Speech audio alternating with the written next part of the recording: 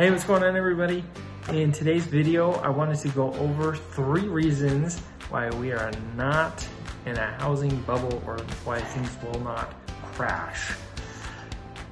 I'm not an expert. I don't have a crystal ball, and I'm not a professional economist.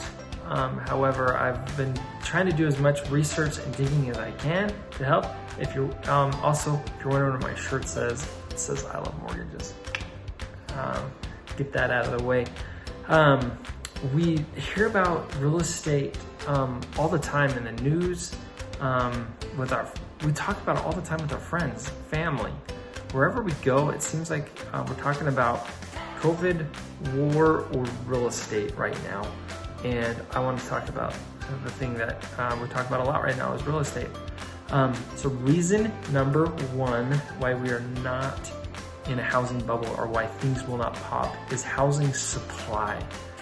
We don't have enough inventory to meet demand. Supply and demand determines pricing, right? That's kind of going on in everything right now with steel, manufacturing, wood, whatever it might be, automobile chips. When we need it, we're willing to pay a premium for it. And right now we need houses and we're paying a premium for them. Now, as the feds came out last week and said that they're raising their rate of what they borrow money for, it's not a direct correlation to mortgage rates. However, there are things that affect the rates, economy being one of them, inflation, Fed's raising rates, all of that kind of affects mortgage interest rates a little bit. So reason number 1 is housing supply. We don't have enough of it. Right now we have about 2 months worth of supply when really we want about 6 months. Back in 07 and 08, at some points we had over almost a year worth of supply. So there was just not enough demand, and house prices were too high. So house prices are too high, and not enough people want to buy them, and things start to fall apart. We're not in that situation right now. All right, reason number 2 is this kind of goes back. It kind of goes back to supply, the demand.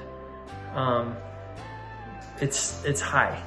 Housing demand is needed.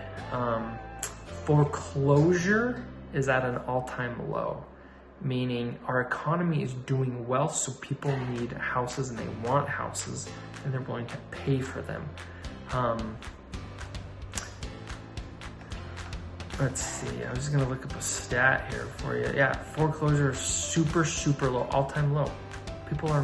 People can afford things, they're doing well. So until that changes, and unemployment is really low. So until that changes, then people can afford the higher prices. They can probably afford a little bit higher interest rates. And until those things changes, then the demand's not gonna change. And reason number 3 is people have a ton of equity in their home. Why does this matter? If there was a market correction, maybe not necessarily a bubble, but maybe things plateau a little bit off, there's equity built. We have a ton of equity in our houses and nobody's using it. Back in 07, 08, 09, cash out refinances were through the roof. So people were pulling out a ton of cash and the value was not meeting that. And so they came upside down and we turned into that mess, right? Right now we have a ton of equity and nobody's using it. About a third of cash out refinances, it's about a third of cash out refinances are about a third of what they were back in 07 and 08. So nobody's pulling equity out of the home as much as they were or have access to.